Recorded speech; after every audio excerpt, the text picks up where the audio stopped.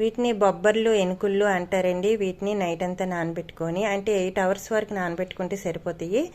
శుభ్రంగా కడిగి వాటర్ అంతా తీసి కుక్కర్లో వేసుకోండి. ఒక టమాటీ, ఆనియన్స్ తినే వాళ్ళైతే ఆనియన్స్ అయినా సరే ఒకటి వేసుకోవచ్చు. దీంట్లో ఒక వంకాయ వేసుకున్నాను, పచ్చిమిర్చీలు 2, టేస్ట్కి తగ్గట్టుగా సాల్ట్ 1/4 టీ స్పూన్ వరకు వేసుకోవాలి. అల్లం వెల్లుల్లి పేస్ట్ 1/4 టీ స్పూన్ వరకు వేసుకోవాలి. పసుపు కూడా కొంచెం వేసుకోండి. కారం 1 స్పూన్ ఫుల్గా వేసుకోవాలి. Garam masala powder 1/4 tea spoon వరకు వేసుకొని మొత్తం ఇలా కలిపి 1 స్పూన్ ఆయిల్ వేసుకొని కలుపుకోండి. 2 నిమిషాల వరకు ఫ్రై చేయండి స్టవ్ పైన. ముక్కలన్నీ ములిగే వరకు వాటర్ వేసుకొని ఇలా మొత్తం కలిపి కుక్కర్ విజిల్ పెట్టి 3 విజిల్స్ వచ్చిన తర్వాత స్టవ్ ఆఫ్ చేసుకోండి. ఆవిరంతా పోయిన తర్వాత మూత తీసుకొని మొత్తం కలుపుకోండి.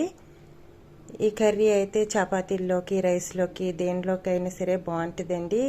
దీన్ని బొబ్బర్ల కర్రీ, ఎనుకుళ్ళు కర్రీ అంటారు.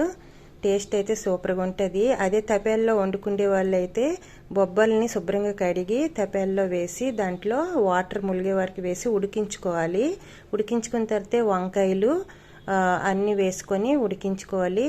అప్పుడు ఉప్పు, కారం, పసుపు మిగతా ఐటమ్స్ అన్నీ వేసుకోవాలండి. ముందు వేసుకుంటే ఉడకదు. బొబ్బర్ల కర్రీ రెడీ అయిపోయినట్టుగా. దీనికి వేరేగా పోపులు పెట్టడం ఏమి చేయకూడదు, ఇలాగే కర్రీ వండాలి.